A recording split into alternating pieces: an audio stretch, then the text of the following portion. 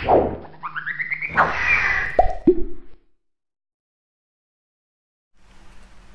assalamualaikum warahmatullahi wabarakatuh. Salam sejahtera untuk kita semuanya. Ketemu lagi bareng kakak Kak Omen. Kamu juga bisa panggil saya itu Mas Omen. Dan kali ini saya akan menjawab beberapa pertanyaan yang memang sudah masuk cukup banyak. Ada sekitar 75 pertanyaan yang masuk. Itu yang masuk berasal dari beberapa grup. Pertanyaannya saya nggak tahu itu seperti apa. Kita akan baca satu persatu. Dan mohon bersabar untuk teman-teman yang mungkin belum bisa terjawab dalam video kali ini. Nah, video kali ini pun kalau saya sudah upload di YouTube Mosa Indonesia, kamu bisa share ke teman-teman kamu karena mungkin saja dengan jawaban saya, dengan jawaban kakak atas pertanyaan kamu, mereka juga terbantu karena pertanyaannya sama dan jawabannya mungkin bisa jadi sama juga. Oke, kita langsung akan mulai ke pertanyaan yang pertama.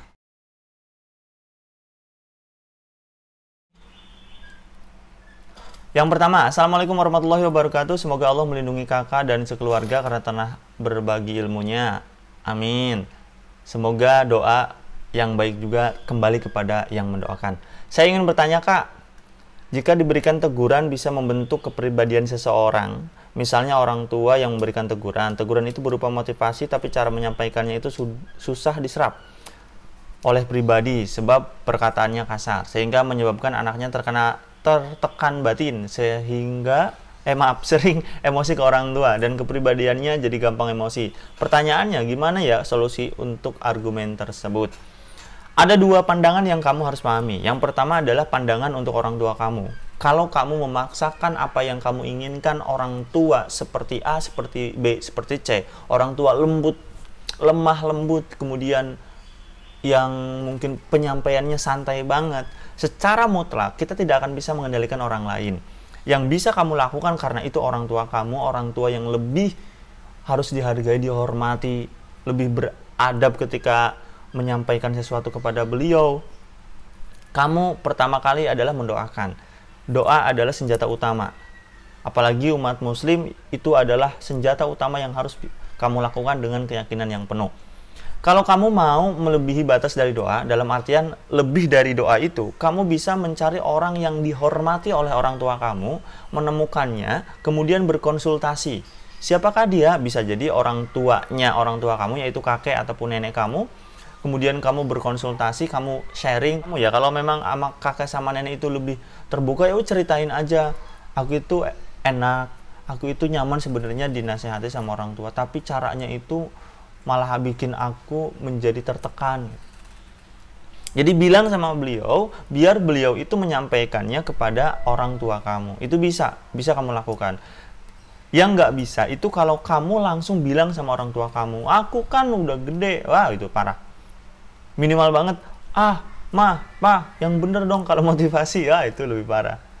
Apapun caranya, kalau orang tua kamu itu menyampaikan sesuatu, kemudian juga kamu merasa tertekan dan kamu menyampaikan kepada beliau langsung, biasanya beliau akan merasa tersinggung. Siapa lu? Lu anak kecil gitu, bahasa sederhananya.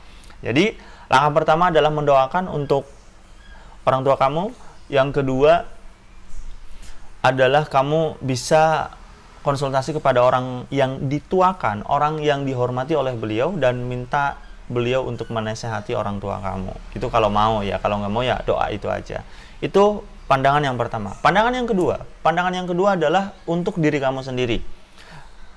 Gini, manusia itu memiliki karakternya masing-masing. Manusia itu memiliki sifatnya masing-masing. Manusia itu memiliki pengelompokannya masing-masing. Kita juga akan belajar berkenaan tentang ini.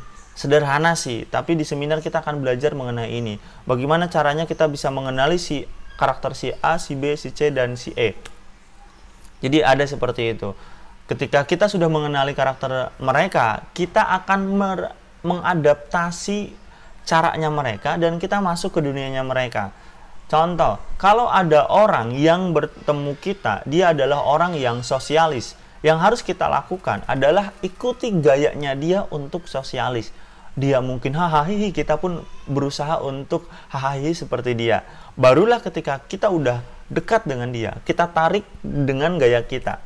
Maksudnya gini, kalau kita gaya ataupun karakter orang yang lebih pendiam, lebih tidak bisa berbahasa basi, tidak mudah untuk menyapa sana dan menyapa sini. Ketemu sama orang yang sangat rame, yang lebih mudah lagi untuk menyampaikan pendapatnya, yang ceplas-ceplos. Gimana caranya? Ya, caranya adalah kita akan masuk ke dunianya mereka, kita belajar untuk bagaimana caranya bisa hahaha seperti mereka, kemudian lebih mudah untuk nyapa dengan mereka. Ketika udah nyaman, barulah gantian kita tarik secara perlahan, kita berbicara dengan gayanya kita.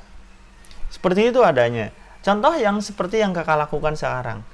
Kakak lebih berbicara lebih apa ya? Lebih cepat, berbicara lebih energik, berbicara lebih powerful ketika berbicara sama anak-anak, berbicara sama orang remaja. Berbeda ketika kakak itu berbicara dengan orang-orang yang seumuran kakak ke atas. Ada 40 tahun, 50 tahun, 60 tahun. Kakak nggak seperti ini. Kakak itu akan lebih santai. Kenapa? Karena banyaknya beliau-beliau semua adalah orang-orang yang lebih cepat tersinggung. Karena apa? Karena pengalamannya lebih tinggi. Ilmunya mungkin lebih banyak. Jadi gitu. Jadi kamu harus menyadari bahwa setiap orang itu memiliki karakternya masing-masing. Cara orang tua kamu untuk mungkin dalam tanda kutip kasar ataupun tegas, itu kamu harus pahami dulu, kamu maklumi, oh iya orang tua gue berarti kayak gini. Karena didikan orang tuanya dulu. Kemudian karakternya itu terbentuk karena lingkungannya dulu. Ya udah, pahami dulu, maklumi dulu. Agar kamu tidak sakit hati. Kemudian yang kedua, kamu harus sering-sering melakukan pelepasan emosi. Pelepasan emosi itu lebih mudah. Ya kamu bilang aja dalam hati, kemudian ketika sholat, ya Allah, ampuni dosa orang tuaku. Itu sama. Pelepasan emosi yang biasa kita lakukan adalah berdoa dengan khusyuk terhadap orang yang telah merasa diri kita itu menyakiti. Kamu tertekan dengan orang tua, otomatis kan di dalam diri kamu merasa orang tua kamu itu menyakiti. Caranya untuk melepaskan adalah mendoakan. Ya Allah, ya Tuhanku, tolong ya Allah, panjangkan umurnya, sehatkan ya Allah, mudahkanlah dia menyampaikan dengan lemah lembut, gitu. Terus di akhirnya kamu bilang, aku ikhlas, aku terima, aku sayang mereka. Oke? Jadi lakukan itu, lakukan 2 langkah itu. Yang pertama, kamu harus memaklumi, kamu harus menyadari bahwa setiap orang memiliki karakternya masing-masing. Maksudnya baik, pasti maksudnya baik. Caranya yang kurang baik, ya itu yang sebagai anak kamu harus doakan. Kemudian yang kedua, kamu sering-sering melepaskan emosi itu ketika tertekan, yaitu dengan cara berdoa dengan khusyuk. Dan yang ketiga kamu harus mengikuti ataupun lebih sering lagi berkumpul dengan orang-orang yang lebih bisa mengapresiasi kamu, lebih bisa menghargai kamu, apapun itu sederhananya. Contoh ketika kamu mungkin, cita sahabat Mosa. Kamu merekam diri kamu, kemudian juga kamu mengucapkan cita-cita kamu dan alasan kamu, kemudian kamu kirimkan kepada mjd.remaja@gmail.com. Kakak akan edit, kakak akan share kepada teman-teman kamu di seluruh Indonesia, bisa jadi dan kebanyakan akan mendoakan itu. Itu akan mengapresiasi. Dan otomatis ketika kamu menyampaikan ke kakak nggak bakalan bilang, jelek banget. Enggak. Kakak akan menyampaikan, terima kasih Ade, ini luar biasa banget. Itu pun satu apresiasi. Jadi, langkah ketiga adalah kamu harus mencari komunitas yang baik, yang bisa mengapresiasi kamu lebih baik lagi. Agar apa? Agar harga diri kamu, agar rasa di dalam diri kamu yang tertekan itu akan lebih terungkapkan.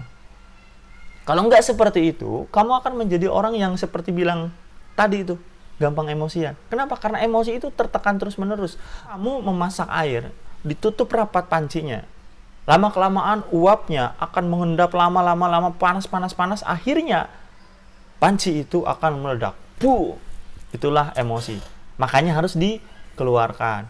Gimana caranya? Itu yang kakak bilang, doakan untuk kebaikan orang tua kamu, dan di akhirnya kamu bilang, aku ikhlas dan aku sayang sama mereka. Oke? Kemudian langsung yang kedua, Kak, gimana caranya untuk terus konsisten dalam belajar setiap harinya? Gimana caranya agar kita menghilangkan rasa jenuh karena try out setiap hari? Kalau kita udah punya niat untuk aku harus belajar tiap hari, tapi tiba-tiba rasa malas itu muncul. Gimana cara membangkitkannya lagi? Oke, ini berhubungan sama teknis belajar ya. Gimana caranya agar kamu bisa konsisten? Kakak akan sering bilang, satu, pertama kamu harus benar-benar memiliki impian yang benar-benar bulat banget. Kamu harus memiliki tujuan kenapa kamu harus belajar. Kakak sudah menyampaikan contoh dasar. Kakak nggak bakalan bisa baca buku ini, setebel ini. Kemudian juga kakak nggak bakalan bisa baca buku seperti ini. Ini udah hatam kakak satu persatu. Dan masih banyak lainnya buku-buku di belakang kakak. Kalau kakak nggak sadar bahwa kakak itu butuh untuk belajar, butuh untuk membaca itu. Malas nggak? Ya malas, tapi kalau kakak ingat, oh iya, gue kan harus belajar, bagaimana caranya saya harus bisa menyampaikan sesuatu kalau di pikiran saya aja itu wawasannya kurang. Gimana ya gue itu bisa menyampaikan sesuatu kalau gue itu jarang baca buku atau nggak pernah baca buku. Jadi malasnya itu akan terkikis kalau ingat lagi tujuan awal. Hal yang bisa membuat kita tergerak. Kamu ingat apa yang kakak sampaikan yaitu tentang motivasi dan termotivasi? Pada dasarnya manusia itulah yang bisa memotivasi dirinya. Siapapun orangnya yang bisa memotivasi orang lain, itu nggak bakalan bisa masuk ke dalam diri kita kalau kita nggak ngizinin. Nah, makanya apakah kamu mengizinkan untuk kamu termotivasi?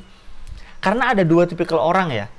Kakak sudah menyampaikan, ada yang bertanya, kakak menyampaikan seperti ini. Ada orang yang memang tipenya internal. Ada orang yang tipenya adalah eksternal. Internal ini adalah orang yang ketika memutuskan sesuatu, itu tergantung di dalam dirinya sendiri. Jadi, nggak usah bertanya sama orang lain. Dia bisa memutuskan sesuatu akan apapun yang terjadi dalam kehidupannya. Jadi, pede aja udah. Telan aja. Itu yang pertama, internal. Itu pun sama, ketika dia termotivasi, dia akan memotivasi dirinya sendiri. Dia nggak butuh orang lain memotivasi. Dia cukup lihat sesuatu, kemudian dia bilang, oke, aku harus bangkit. Udah, selesai. Dia akan termotivasi. Tapi ada orang yang ketika dia tidak dimotivasi oleh orang lain, ketika dia tidak disampaikan kata-kata yang bagus, disampaikan hal-hal yang bagus kepada dirinya, dia tidak akan bergerak. Nah, kamu termasuk yang mana? Kamu termasuk orang yang internal ketika kamu down, kamu bisa naik lagi asalkan kamu ngelihat di dalam diri kamu ada tujuan yang kuat. Atau yang kedua, kalau kamu tidak dimotivasi oleh orang lain, kamu tidak termotivasi. Jadi kalau kamu yang kedua, ya kamu harus sering-sering melihat seperti ini. Melihat video-video motivasi seperti ini. Dimanapun, siapapun terserah. Orang yang bisa memotivasi kamu, siapapun, entah itu adik, kakak, orang tua, guru, motivator, dan sebagainya. Kalau memang kamu sudah sadar bahwa yang kedua tipenya yang harus dimotivasi, cari, baca buku. Bahkan kamu bilang sama orang tua kamu, "Mah, tolong setiap hari aku diomelin." Karena ada orang seperti itu loh, ketika diomelin dia termotivasi. Ya bisa aja seperti itu gitu. Jadi kamu harus mengenali mana tipe kamu, internal ataupun eksternal. Nanti kita akan bahas di seminar lagi. Oke? Gitu. Kalau malas kemudian muncul lagi pengen naik, ya ingat impian kamu apa? Ingat tujuan kamu untuk belajar itu apa? Kakak sering mengatakan, ujian itu belajar itu bukan untuk ujian, tapi ujianlah sebenarnya untuk kamu belajar. Kalau kamu di dalam ujian itu tidak belajar, berarti ada yang salah. Kalau kamu hanya belajar ketika ada ujian, berarti itu ada yang salah. Oke? Gitu. Kalau bahasa konsisten sebenarnya setiap orang pasti akan ada berbelok sedikit-sedikit ya. Konsisten adalah ketika kamu sudah di dalam jalan yang lurus, kemudian kamu belok, kamu bisa balik lagi. Belok, balik lagi. Itulah manusia. Ya, jadi pernyataan yang kedua sebenarnya menegaskan pertanyaan yang pertama tadi. Untuk konsisten ya kamu ketika turun, naikin lagi, turun, naikin lagi. Jangan sampai ketika turun, kamu turun aja. Akhirnya kamu malah nggak ngelakuin apa-apa. Ingat, alasan terkuat. Ingat, motivasi adalah motif dan action. Alasan untuk menggerakkan. Kamu harus temukan alasan untuk kamu menggerakkan. Ya, alasan yang paling kuat tentunya ya. Kita lanjut ke pertanyaan ketiga.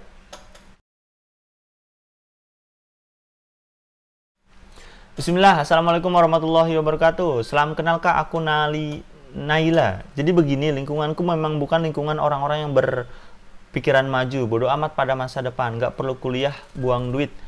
Nah, karena pemikiranku berbeda, aku coba memanipulasi pemikiran mereka dan alhamdulillah bisa. Wih, keren, memanipulasi. Tapi itu hanya di lingkungan pertemuan Kak, tapi orang tuaku memang mau aku berkuliah, tapi aku mau FK dan mereka kayaknya nggak dukung gitu. Terus kadang juga air mukanya berubah kalau aku bahas soal kuliah FK. Fakultas apa? FK artinya apa ya? Aduh kudet. Aku juga memang dari kecil udah diatur ini sama mama aku. Jadi aku sulit banget buat ungkapin apa yang aku mau. Temanku juga kurang dukung aku buat masuk FK. Aku memang tipe orang berkeinginan kuat, Kak. Aku mau buktiin ke mereka kalau aku bisa. Tapi tetap aja kadang itu terngiang-ngiang di pikiranku. Aku kayaknya emang kurang cocok di FK. Mungkin cocoknya di jurnal atau humaniora. Di situ buat aku agak minder. Kak, mohon sarannya agar aku itu harusnya bagaimana? Jujur aku kadang ngerasa mumet aja, Kak, sama mereka. Gini, sebelumnya, tolong bantu kakak, FK itu artinya apa? Kamu nanti kolom di komentar ya. FK itu singkatan dari apa? Biar kakak mungkin kalau kakak lihat jawaban dari kamu, komentar FK itu apa, kakak akan jawab lagi. Tapi intinya, yang pertama, tidak ada manusia yang bisa secara mutlak untuk mengendalikan orang lain. Tidak ada. Mau orang tua kamu, mau tetangga kamu, mau siapa? Kakak kamu, mau guru kamu, mau motivator, mau inspirator, mau siapapun gak akan bisa mengendalikan orang lain secara mutlak. Bahkan Nabi dan Rasul pun tidak bisa mengendalikan orang lain secara mutlak. Kenapa? Karena hati itu urusan Tuhan, urusan Allah. Yang membolak-balikan hati itu bukan diri kita. Kita hanya bertugas untuk berusaha. Itu harus kamu pahami. Kenapa? Karena kakak lihat dari statement kamu, itu ada rasa kamu ingin mengendalikan mereka. Kamu ingin mengendalikan bahwa mereka itu seperti apa yang kamu pengen. Kamu ingin, bahasa kamu itu memanipulasi secara penuh bahwa mereka itu memikirkan apa yang seperti yang kamu pikirkan. Nggak usah. Kamu harus paham nih, satu kalimat dan kamu harus pegang. Untuk meyakinkan seseorang bahwa kamu itu benar, kamu cukup membuktikan. Kamu cukup membuktikan berapa banyak kata kalimat yang kamu sampaikan itu tidak akan secara penuh bisa mempengaruhi mereka, memanipulasi mereka, atau bahasa apapun itu. Tapi kalau ketika kamu buktikan bahwa apa yang kamu pegang, apa yang kamu ambil itu adalah kebaikan, dan itu benar-benar seperti apa yang kamu sampaikan, ya sudah, pasti akan mereka ikuti. Pasti akan mengikuti. Itu yang kakak rasakan dulu. Jadi untuk kamu yang memang ingin mengambil sebuah jurusan yang kamu sebut tadi FK, kakak belum paham itu FK apa, ataupun mungkin yang kamu bilang ada jurnal, ada humaniora. Intinya, kamu harus mempercayai apa yang kamu pegang dulu. Kalau kamu tidak percaya akan apa yang kamu pilih, terus siapa lagi? Kalau kamu nggak yakin atas apa yang kamu ambil, terus siapa lagi? Kalau kamu tidak pegang teguh tekad untuk mendapatkan itu, terus mau siapa lagi? Mau mengandalkan orang tua kamu? Hidup kamu di tangan kamu, bukan di tangan orang tua kamu. Tapi bukan berarti kamu tidak menghormati mereka. Kalau kamu berkata, aku tidak bisa berkata-kata kalau di depan orang tua aku, karena aku terbiasa untuk menuruti mereka. Ya, waktunya sekarang, kamu udah dewasa, kamu udah SMA, bentar lagi udah kuliah, bentar lagi mungkin nanti kerja, bentar lagi nikah. Intinya kamu sudah bisa mengendalikan diri kamu bisa memilih pilihan yang tepat untuk hidup kamu dari sekarang. Salah satunya adalah mengungkapkan apa yang kamu pikirkan. Oke, jadi sekarang kamu sampaikan kepada orang tua kamu bilang, kamu peluk dulu, kamu mungkin pijit-pijit, kamu santai, kamu bilang, "Mah, Pa, aku ada hal yang kepikiran banget dari kemarin." Ya udah, yang kamu sampaikan kepada kakak, kamu sampaikan juga kepada orang tua kamu. Dengan cara yang baik tentunya. Oke? Gitu. Jadi, untuk yang pertama kamu harus sadar bahwa tidak ada manusia yang bisa mengendalikan orang lain secara penuh. Kemudian yang kedua, kamu harus memegang impian kamu kalau memang kamu udah yakin. Kamu yakinkan dulu, kamu bulatkan dulu tekad kamu untuk memilih jurusan itu. Habis itu, ya sudah. Kamu pegang dan kamu buktikan bahwa itu benar. Kalau kamu mau menyampaikan kepada orang lain apa yang kamu harapkan, itu lebih baik. Daripada kamu tertekan, nanti kamu bisa depresi, jadinya kamu malah minder sendiri. Sampaikan aja kepada orang tua kamu dengan cara yang baik tentunya. Oke, kita lanjut.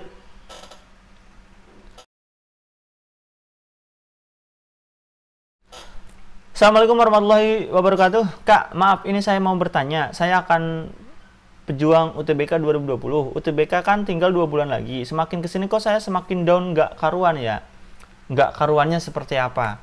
Lihat teman yang lain kayaknya belajarnya oke. Nah ini, jangan pernah ngebandingin diri kamu dengan orang lain. Diri kamu sama diri orang lain itu beda. Kalau kamu melihat orang-orang yang semangat banget sama pelajarannya, yaitu mereka. Kamu gimana? Kamu harus lihat dulu. Kenapa? Kalau kamu nggak seperti dia, berarti ada yang salah. Ketika kamu membandingkan malah menjadi down, berarti jangan ngebandingin.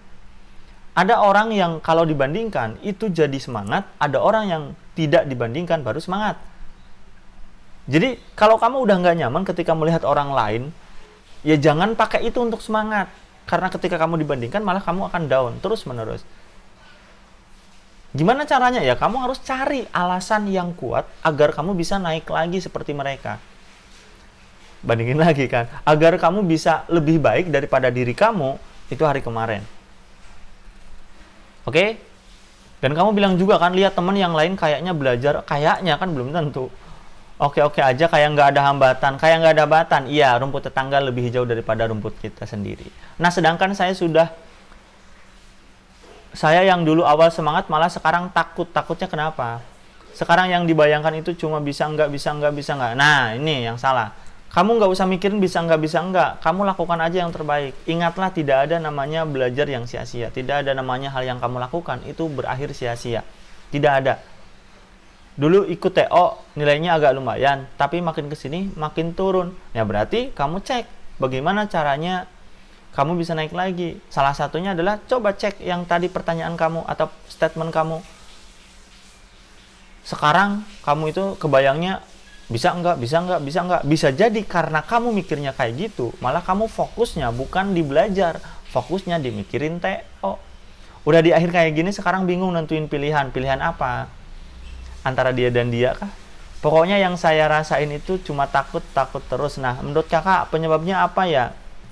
Apa yang mungkin kurang fokus atau gimana? Kalau solusinya gimana? Cara mengembalikan semangat awal, cara memotivasi diri agar kembali. Terima kasih jawabannya, maaf agak terlalu panjang. Hehe, nggak apa-apa. Ada orang yang lebih panjang bertanyanya. Jadi gini, yang kakak dapetin, kamu kan takut bisa apa enggak, takut bisa apa enggak, karena satu, kamu itu salah fokus. Bukan kamu nggak fokus, tapi salah fokusnya.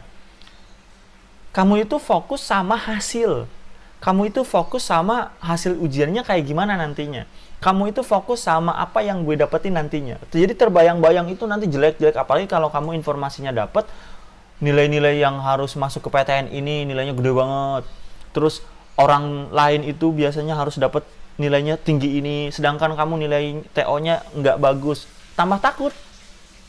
Kamu akan fokus di mana? Fokusnya di sana. Tapi kamu melupakan bahwa kamu itu harus mempelajari sesuatu. Kamu harus belajar untuk nilai kamu lebih naik lagi. Jadi yang kamu harus fokuskan bukan hasil nantinya, tapi yang harus kamu fokuskan adalah usaha yang kamu lakukan hari ini. Kalau kamu mau lihat target utama kamu nilainya berapa, oke silahkan ambil. Kamu lihat itu, tapi setelah itu jangan ingat-ingat itu lagi. Ingatnya di mana? Ingatnya apa yang kamu bisa lakukan hari ini. Kamu belajar lagi. Kalau kamu bisa belajar sendiri, belajar sendiri. Kalau kamu harus dibimbing sama orang lain, les. Kalaupun belum bisa les, ya udah kerja kelompok. Banyak kok orang yang ngerasain seperti kamu. Belajar kelompok, biar sesama teman-teman kamu itu memotivasi. Dan ingat, kamu harus janjian sama teman kamu, jangan pernah membahas kelemahan masing-masing. Jangan pernah membahas hal-hal ketakutan-ketakutan. Tahu nggak, gue itu takut banget. Nggak usah kayak gitu. Kamu ngebahasnya hal-hal baik aja, biar di dalam kelompok itu adalah orang-orang yang benar-benar berpikir positif, yang akhirnya akan menarik kamu menjadi semangat. Oke? Jadi solusinya adalah itu, kamu harus fokusnya dialihkan, jangan kepada hasil-hasil aja gitu. Hasil nanti bukan urusan kita. Yang harus kita tanggung jawabkan adalah usaha kita untuk mendapatkan hasil tersebut. Untuk menaikkan motivasi, kamu bisa cek pertanyaan-pertanyaan awal, kakak udah nyampein. Kamu harus menemukan alasan kuat, motif dan action. Motif adalah alasan yang sangat kuat, action untuk kamu bergerak. Ada caranya. Ada tipe manusia. Yang pertama adalah menjauhi, yang kedua adalah mendekati. Maksudnya, ada orang yang ketika melihat bayangan di dalam pikirannya hal-hal yang jelek, itu dia akan bergerak biar tidak merasakan hal jelek itu. Ada orang yang ketika melihat impian yang jelas, yang enak, yang nyaman, baru dia tergerak. Kamu tipikal mana? Tipikal orang yang mau mendapatkan sesuatu baru kamu bergerak, atau menjauhi rasa sakit yang dalam kehidupan kamu? Kalau memang kamu udah menemukan itu, antara yang menjauhi rasa sakit atau mendekati rasa nyaman, ya udah, kamu temukan itu dulu. Kamu tetapkan apa yang membuat kamu nyaman, apa yang membuat kamu tertarik untuk mendapatkan sesuatu sehingga kamu naik lagi. Oke? Kamu temukan dulu. Kita akan bahas di seminar. Gimana caranya kita menentukan apakah kita toward atau back away, atau kita menjauhi dan mendekati, menjauhi rasa sakit atau mendekati rasa nyaman. Contoh, surga, neraka. Surga untuk hal yang kita inginkan, neraka untuk yang kita hindari. Gitu. Oke? Kamu harus pegang itu dan kamu harus memotivasi.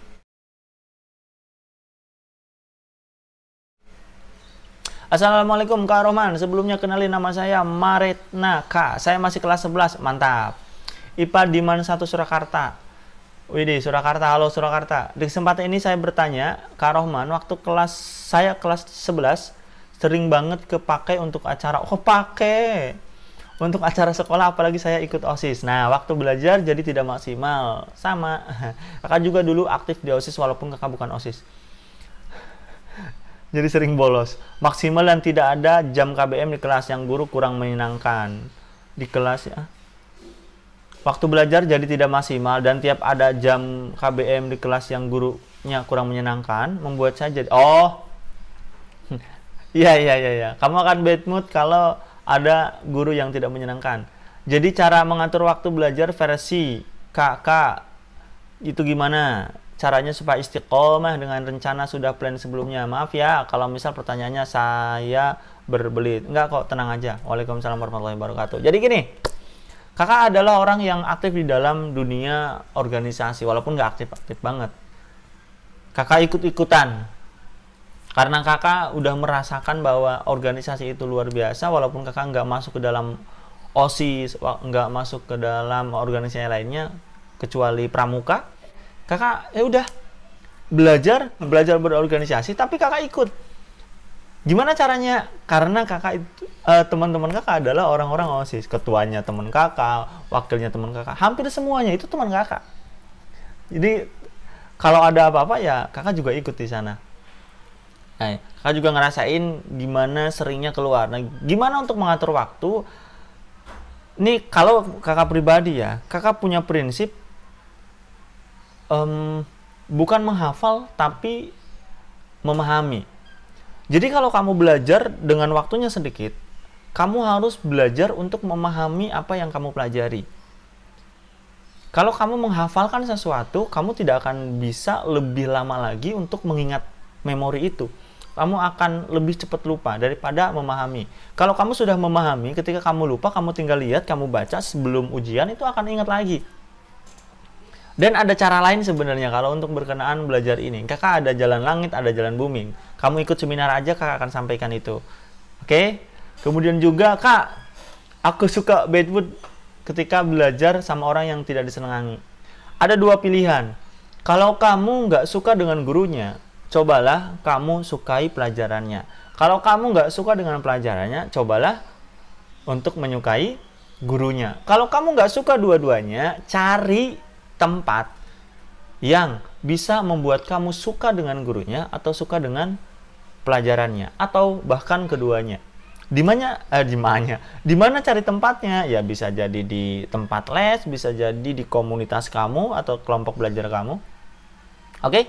Jadi jangan sampai kalau kamu belajar di sekolah itu kurang nyaman ataupun kurang efektif, kamu di rumah nggak belajar lagi. Waduh, parah. Kamu di tempat les juga nggak mau lagi, ya udah lebih parah. Jadi kamu harus memahami diri kamu sendiri. Kalau kamu belum bisa untuk menghafal lebih baik, kakak bilang tadi, pahami apa yang kamu pelajari biar lebih cepat menyerap.